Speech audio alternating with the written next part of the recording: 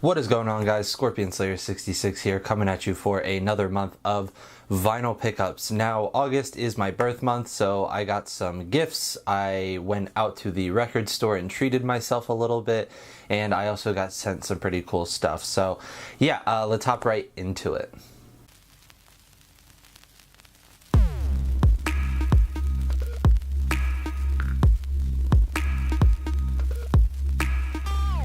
So first up, this was actually sent to me by a local band, and this is Ceramic Animals, The Cart. Now, these guys are a really cool, like, psychedelic, indie, rocky, pop type style band. If you're into bands like the Growlers, the Mystic Braves, you're probably going to be into them. They're a really solid band. Their new album just came out this month, and I actually like that one a little bit better than this one. It's called The Horse. But yeah, they're both pretty excellent albums, especially since they're so early in their career, still trying to find their sound and all of that. So yeah, always cool to support local bands, and it was very nice of them to send this out to me. So thank you very much, guys. I also picked up a CD, which is very weird for me, but this is Kanye's Yeezus. I kind of just want to have all the Kanye CDs, as most of you know, he's my favorite artist. So yeah, I found this at the store that I work at for like $4, so had to grab it. Alright, so I got in a couple of pre-orders this month, the first one being Pusha T's new album, Daytona. Now, this is an absolutely fantastic album, obviously part of the Kanye Yeezy season that happened over the course of May and June. But yeah, just absolutely fantastic album. All Kanye produced, all of the beats on here are fantastic, very minimal, super dark. Let Pusha really do his thing with the lyrics and the bars on this. So yeah, just really excellent album. I really only don't care for the song that has Rick Ross on it, but all the other songs are just absolutely fantastic, and it's such a short running time that I keep coming back to it like all the time. But yeah, really basic. I actually love how basic they've been making these Kanye releases. They're all pretty similar. But yeah, just really basic pink like kind of labels on the inside there, and you get a very basic lyric sheet.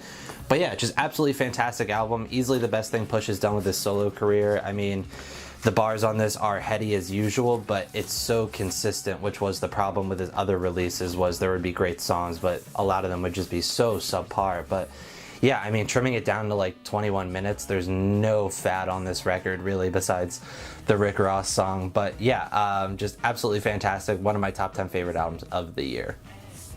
Continuing with the Yeezy season, we have Kanye's newest album, Ye. Now, very unpopular opinion, but I absolutely fucking love this album.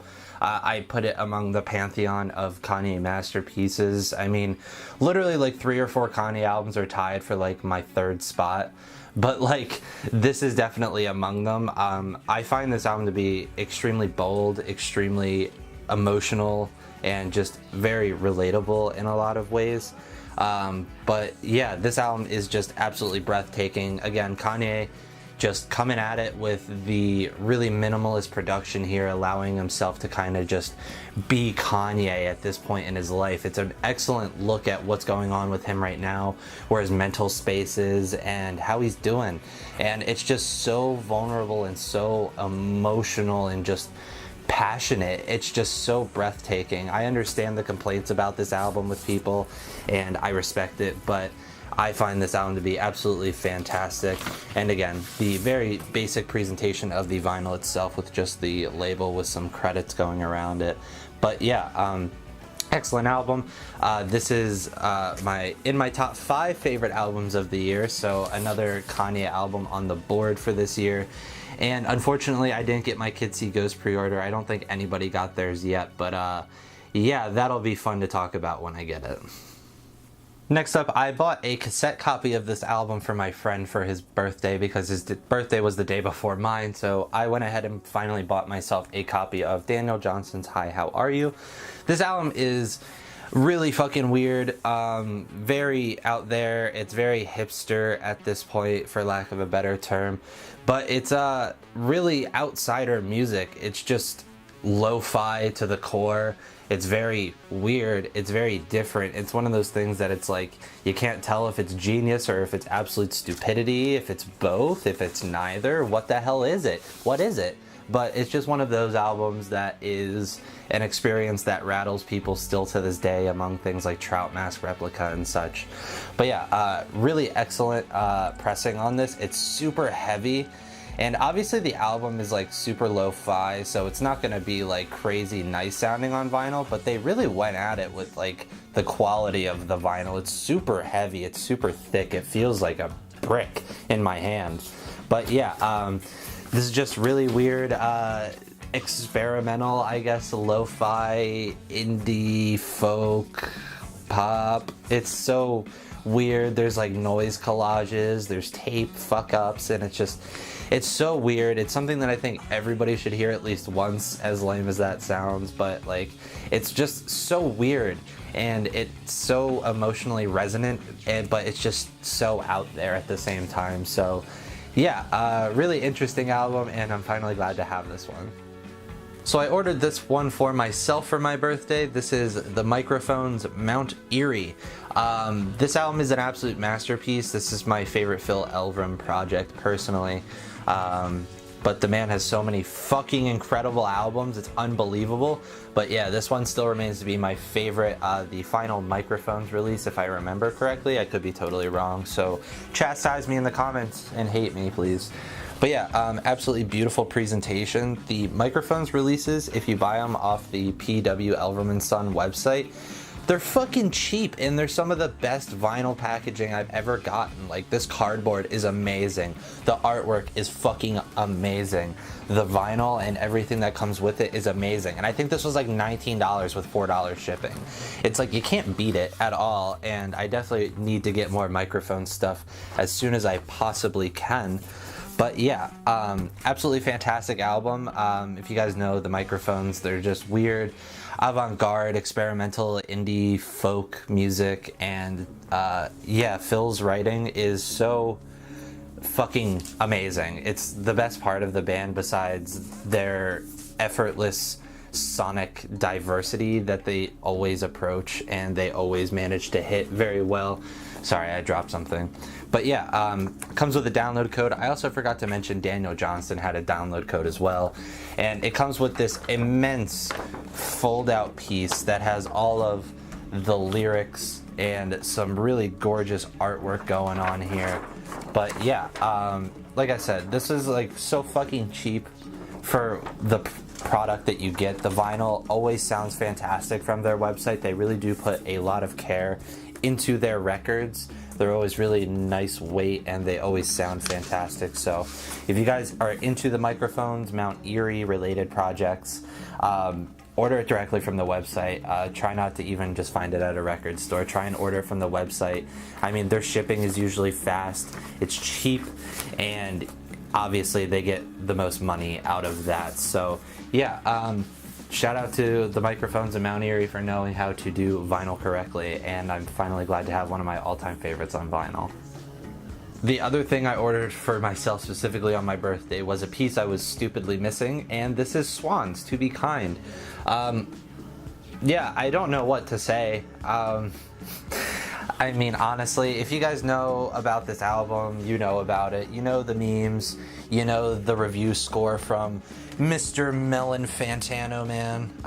But yeah, this packaging is fucking immense. It's like triple fold out over here.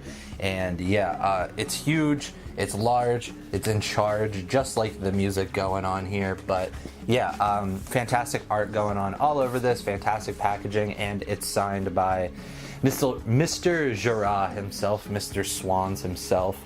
But yeah, very cool. Obviously, one of the best albums of the decade. I mean, I know it's like kind of cliche and it's a meme because Fantano gave it a 10, but it's honestly one of the coolest musical experiences I've ever had.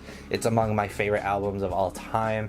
It's just a sonic masterpiece, and it shows a lot of what sound can be when pushed to the very edge and to the very depths and like the depravity of humans. But yeah, it's just a really fascinating musical experience, and yeah, I mean, it's like 2 hours, so there's a lot to dissect with this, but it's an absolute must listen, and I feel like this will be an album held as a masterpiece in the very near future. Next up is Miles Davis, Milestones. This is a 70s rechanneled for stereo copy. Unfortunately, I haven't gotten to listen to this, so I don't know if that rechanneling was good or botched. But yeah, this is a fantastic Miles record. I mean, it has people like Cannonball Adderley, John Coltrane, Philly Joe Jones is on here, Paul Chambers, Red Garland. So yeah, it's a fantastic quintet going on here.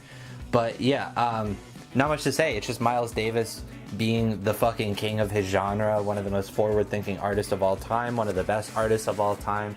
But yeah, just a really solid album in the earlier catalog before he would go on to do his weird avant-garde jazz fusion stuff on these classic Columbia labels right here. But yeah, just fantastic album, great lineup of people. Obviously that's what jazz is a lot of the time about, the lineup and the chemistry between said lineup. So it's kind of hard when you have the two most famous jazz artists on one and include 3 or 4 of the other best. So yeah, fantastic. I think I paid like $16 for this, and for older jazz records I'll pay that all day long. So jumping from one end of the Miles Davis spectrum to the other, we have Dark Magus. This is a live album from the electric period of Miles Davis, and this is just whacked out fucking music. This is insane, like just crazy fucking jazz music, just through and through. But yeah, if you guys have been following the channel for a while, you'll know that Bitches Brew is like my favorite jazz album, and Electric Miles is definitely my favorite personally. And yeah, this is just a fucking crazy album. Obviously being recorded live, the improv and like all of the chemistry between everybody is fucking wild. This cover art and all of the art associated kind of really gives you a good idea of what the sound is. It's like, here's a picture, now here's 9,000 filters and crazy shit happening to it, and it's psychedelic and it's fucking wild and it's like a bad acid trip, but in the best way possible. But yeah, that kind of just describes the album. It's fucking wild. If you're into jazz music, if you're into just really weird stuff, if you're into Electric Miles, you know, Bitches Brew, In a Silent Way era, that whole time, definitely check this one out. I think not a lot of people discuss this one, but it's very, very solid, and one of the better Miles live recordings for me. Alright, next up we have one of my favorite metal records of the year. This is Skeletonwitch's Devouring Radiant Light. This is some really heavy, just like black metal, just very melodic black metal, kind of death metal-y at times. But yeah, this is just really, really excellent, just heavy shit going on here. And I picked this up because it was a very limited edition of 1,000, and the place I worked only got in 2 copies.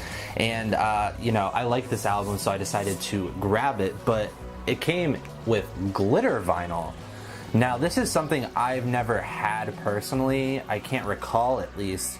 But yeah, it's like super cool. It's not showing up the best on camera, but once you have it in person, it's super sparkly, it's super cool, and it's really nice on the backdrop of the transparent blue. So yeah, I thought that was cool as fuck. I had no idea what the color was gonna look like.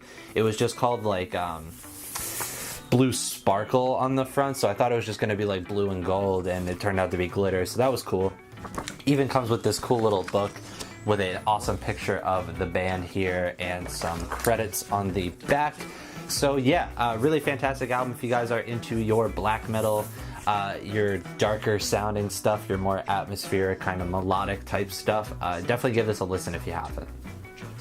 Next up is an original Island US pressing of Bob Marley and the Wailers' Natty Dread. Now, I have Exodus on vinyl, but I don't really have much other reggae on vinyl. It's a genre that I'm not totally invested in 100%. I know a lot of the classics and stuff, but it's something I've definitely wanted to explore more with time, and I just so happened to find this pressing. It was like $8. But yeah, this is one of my favorite Wailers records. This has like Live Up Yourself, No Woman, No Cry, then Belly Full But We Hungry, So Just Say, or So Just Say, excuse me.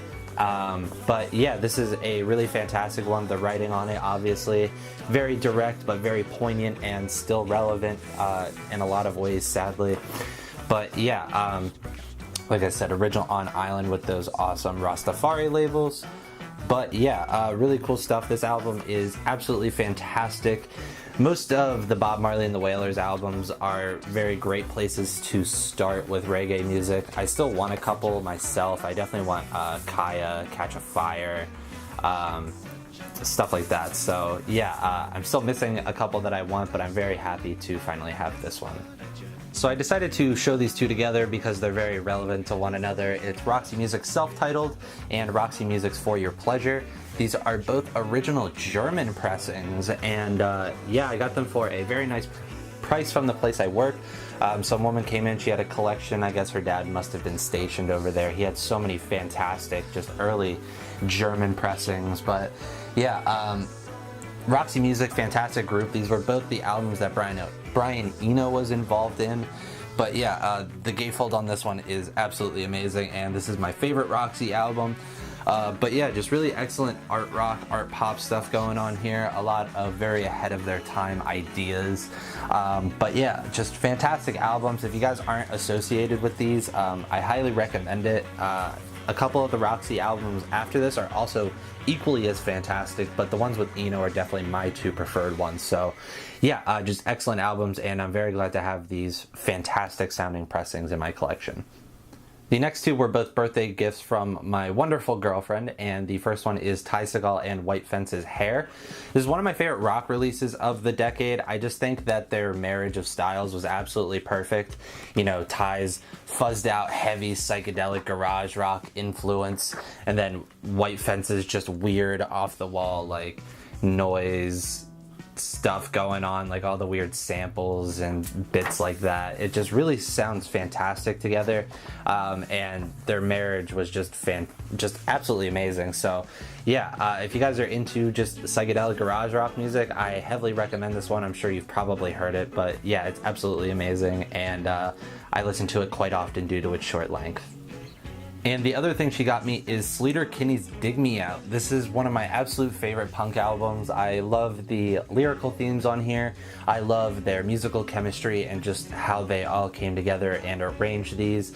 There's so many different emotional styles on this record, and it's something that is just absolutely fantastic through and through. And again, the lyrics on this album, dealing with all of the feminist stuff like that, all of the shitty views society has of women and how they're unfairly treated, and it's just absolutely poignant throughout, and it's written so well, and it's so catchy at the same time. It's just a really special record to me, I think, in terms of punk music, because it's just so there, but it's so not what normal punk sounds like at the same time. It just shows a lot of care was put into this album to me, and yeah, it's just really fantastic. So if you guys haven't heard this and you're into punk music, definitely listen to it. It's absolutely amazing. Alright, so the rest of these records all come from Double Decker Records. I went on a trip with a bunch of friends and I picked up quite a few albums. The first one being Beach House's Devotion. Now, this is my favorite Beach House album personally. I just think this is exactly what I love out of them, but it's not like I don't like the rest of their catalog at the same time. I think their whole catalog is pretty consistently great, minus the two albums from 2015, which I like Depression Cherry more as time goes on. But yeah, this album is just absolutely fantastic. This is just dream pop at its absolute best to me. It's among some of the best I've ever heard, and these guys just knew exactly what they were doing. This is a more recent reissue, and they're just on black, but they sound really nice. And yeah, this album is just great. And if you haven't heard it and you're a fan of the other Beach House releases, I definitely recommend it. I know this one doesn't get talked about as much as some of the others, so definitely give it a try. Next up, we have Love's sophomore album. This is Capo. Now, I'm obviously a huge fan of Forever Changes, like a lot of people have started becoming over the last couple of years. But this album is very underrated in my opinion. The second half of this album is just one song. It's like a 19-minute song or something, and it's just absolutely killer. It's just fucking fantastic psychedelic type music. But yeah, obviously Love is a super underappreciated band. If you guys are into psychedelic music at all and you haven't heard of them, go listen to Forever Changes, like right now. Like, I don't care, leave this video and go listen to it. It's absolutely amazing. But yeah, this is a Sundazed reissue, and it's super heavy, definitely 180 gram in here, but yeah, sounds fantastic. And again, the second side is literally just like a one song. It's like 19 minutes, or yeah, 18 minutes 57 seconds. So yeah, it's a monster of a track, but it's absolutely fantastic, and I will never stop recommending Love Enough because I think they are super underappreciated. Next up, we have Cluster and Eno, obviously the collaboration between Brian Eno and krautrock band Cluster. Just a really fantastic release, taking the ambient soundscapes of Brian Eno and meshing them with the weirdness, the avant-garde style of Cluster was a fucking amazing idea. It came out beautifully. It's so textured, it's so rich, but it's so not existing. But yeah, it's an absolutely fantastic release, definitely among Brian Eno's best collaborations. This is a reissue on Sky Records, and again, this feels like a 180 for sure. I haven't gotten around to listening to this one on vinyl yet, but I've listened to it a number of times on digital, and it's just an absolutely amazing album. If you're just into really gentle melodies, but like a little bit of experimentation and a little bit of weirdness, definitely give this one a listen if you haven't already. I guess there won't be a fucking video on my channel without Swans being mentioned until I have them all, but this is Swans, White Lights from the Mouth of Infinity.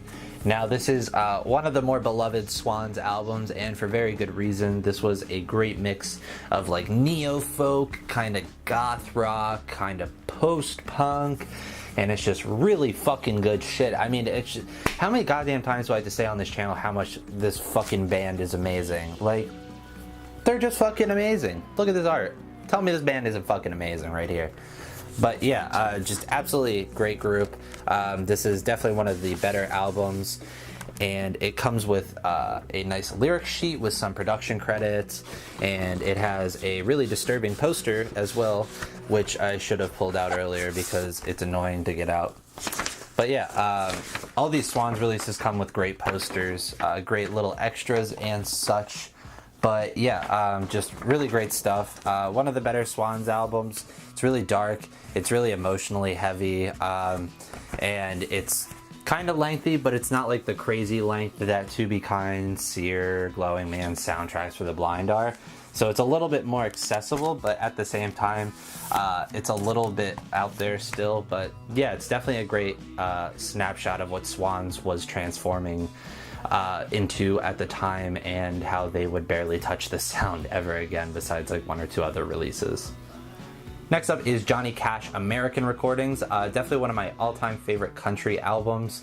The writing on it is absolutely amazing, the story behind it is absolutely amazing. I mean, it's literally redemption in every sense of the word. While making terrible music in the 80s and 90s, the sales were going down, his public image was going down, and then Rick Rubin comes along and revives his career, and he makes one of the best sets of album releases in musical history, in my personal opinion. The American series is absolutely fucking killer through and through, and this is probably my favorite, this or four. But yeah, this is a 2014 re-release. So yeah, really just stark, really just bleak imagery going on all around here. Fits the vibe of the album, the lyrical palette, and yeah, just really fantastic release. Johnny Cash and his guitar is one of the best things in music history to me, so this is an amazing album. Next up is the Mothers of Invention's Absolutely Free. This is an original Verve pressing of this album. And yeah, I mean, the original three Mothers of Invention albums are all absolutely fucking killer. They're all pretty much masterpieces to me. I still need to get We're Only In It for the Money, but I want to have it with the Beatles cover, the parody cover. But I also want an original at the same time. But yeah, just really great release. I mean, these guys were so ahead of the curve in so many different ways. They're writing, they're not giving a fuck attitude, and yeah, it's just absolutely amazing. Zappa is a complete genius, and if you don't realize that by now, you just need to listen to some of his music, and you will probably. But yeah, I don't know. I'm just a gigantic fan of his. A lot of the stuff he released just was absolutely amazing, no matter when it was or who was involved with it. But yeah, very happy to have this, and like I said, I just want an original of We're Only In It For The Money, and I'll have that original Masterpiece trilogy. And the last thing I picked up this month is Brian Eno's Another Green World. Yeah, I've been looking for this for a while. It's one of my favorite albums pretty much out there. It's one of Eno's best, probably objectively his best, honestly. This was where the ambient train started really rolling, and soon following after this would be like Ambient 1 and stuff like that. But yeah, this is just fantastic. It's experimental, it's artsy, it's poppy, it's rock, but it's also so fucking forward thinking in every single sense of that term.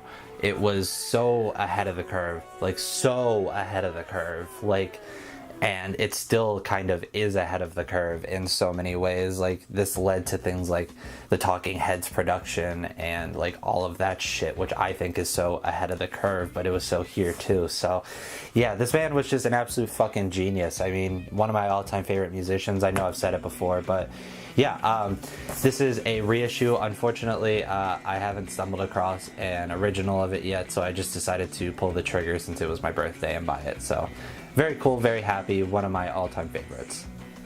Alright, so that is everything I picked up in the month of August. Let me know what your favorite was down below, guys and gals. Also, recommend me some albums. I, generally speaking, listen to all of the stuff that you guys recommend.